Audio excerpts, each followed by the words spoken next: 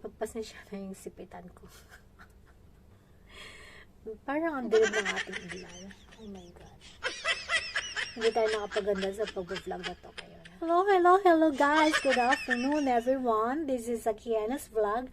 Sa mga hindi pa po subscribe na po kayo. Please subscribe. Click the bell button. Guys, this is Akiana's vlog. Sa mga hindi...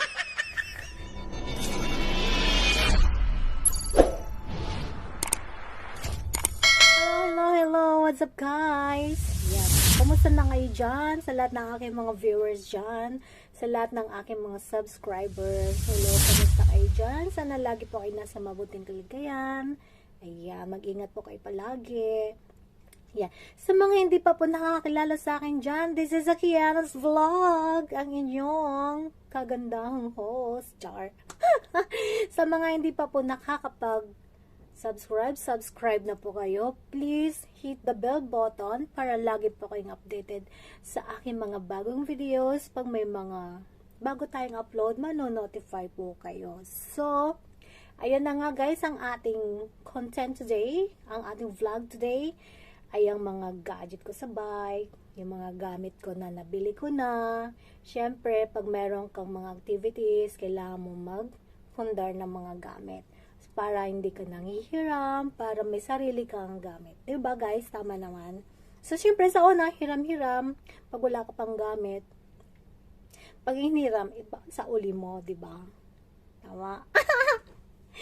So, guys, actually, yung activities na ginagawa ko, run at saka bike. So, ang unang-una kong nabili na gamit ay ang shoes. Bumili ako ng shoes kasi gusto kong mag-run. Alam mo yung bakit? Para mag-diet. Unang-una ko nabili ito. Ayan. Ito guys, oh. Nakalimutan ko na magkano to.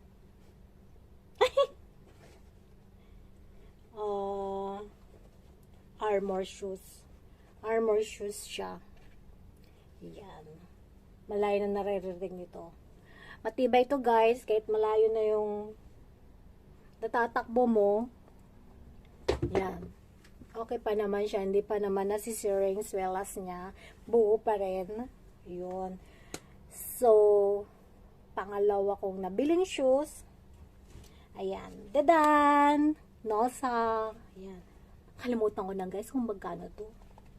Pero alam ko nasa 600 siya. Oasis Nosa 3. Yan. Magaan siyang gamitin. Hindi siya mabigat. Of course, magaan na nga. Syempre, hindi siya mabigat.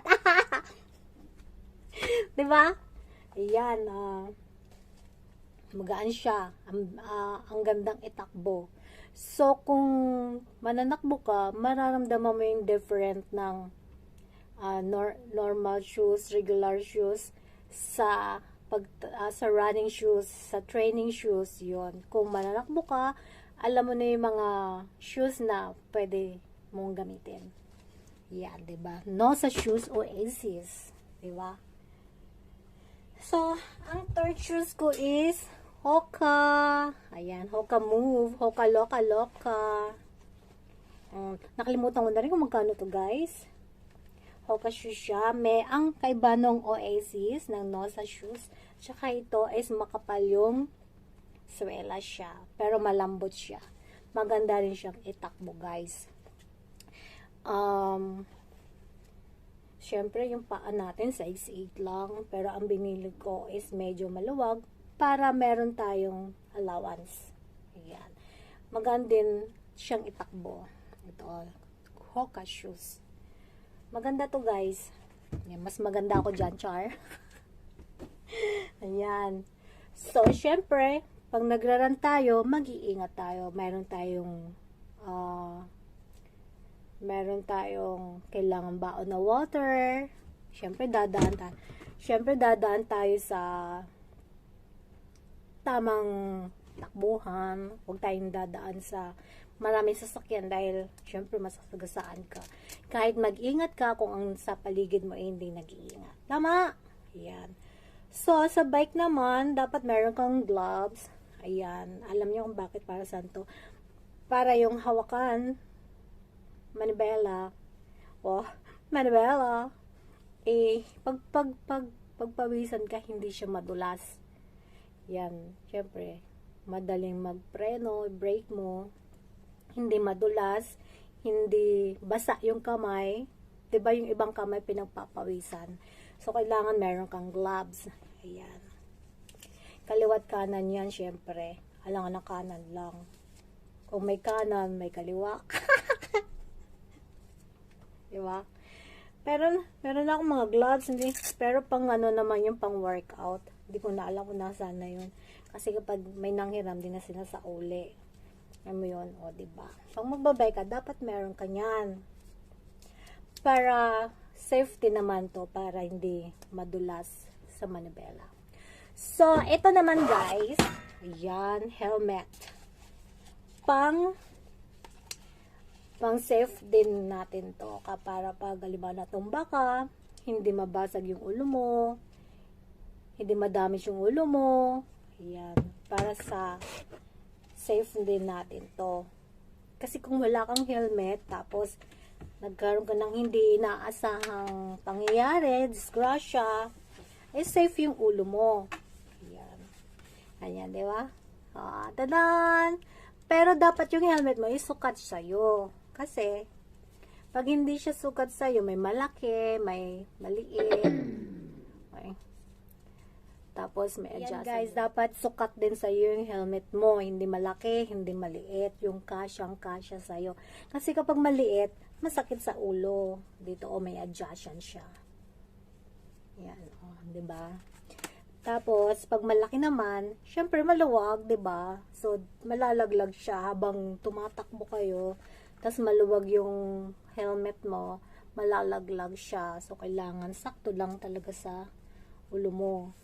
Diba? Ayan, diba? Isa siyang Oakley. Ayan, nakikita nyo yun, guys. Hindi nyo kita, malabo kasi. Sinlabo ng relasyon nyo, char. Ayan, Oakley. Oakley brand yan. Diba? Hindi nyo man nakikita, pero Oakley brand siya. Maganda siya, magaan, hindi mabigat sa ulo. Kasi yung ibang brand, mabigat sa ulo, diba? So, mabigat. Hindi comfortable yung ulo mo. Masakit sa ulo, yun. Parang jowa mo lang, masakit sa ulo.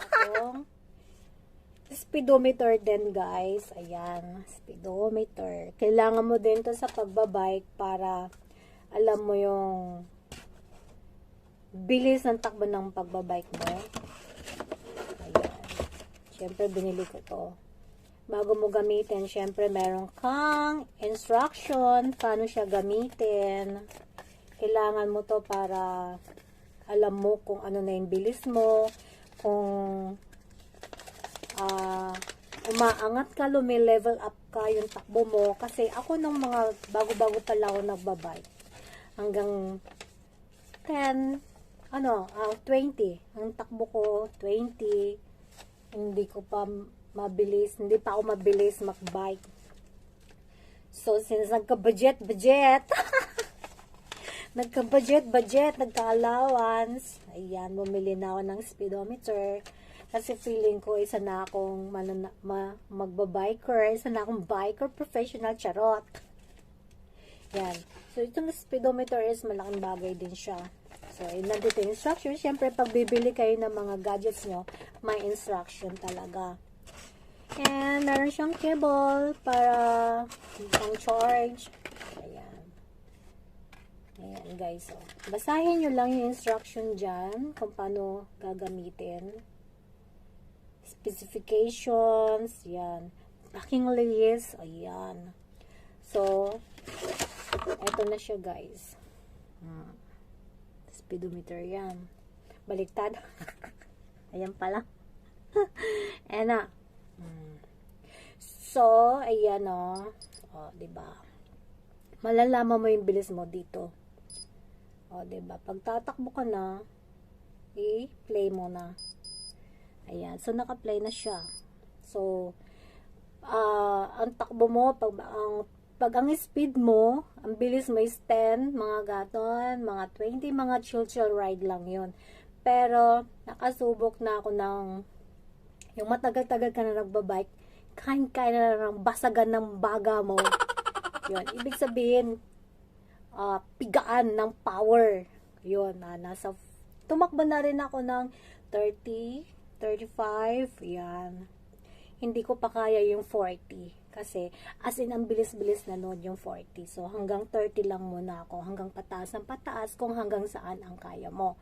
So, yun na nga guys. Hanggang dito na lang yung ating vlog today.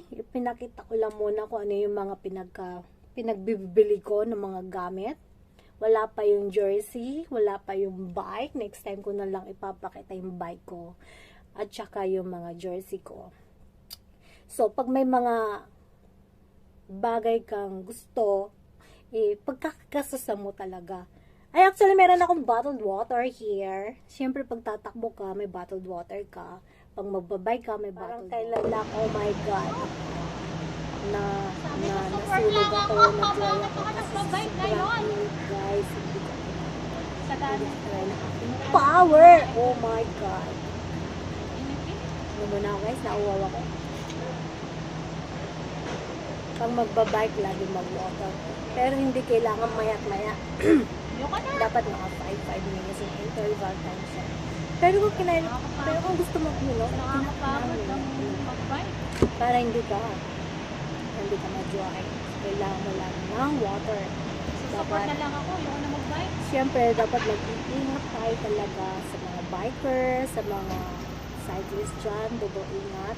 Dapat laging may gadgets, may pang safety gear. Ayan. Helmet. Ay, wala pa pala akong shoes na pang-buy, yung cleats. Oh my gosh, kasi di pa ako marunong gumamit. Next time na lang bibili. Yun ang kailangan bilhin pala guys, para matutunan akong gumamit nun. Kasi kapag biker ka, dapat marunong ka nang gumamit ng cleats shoes. Cleats ba? Ay, hindi ko alam. Kalimutan ko yung pangalan. Basta kailangan mo lang cleats shoes na matuto ka nun.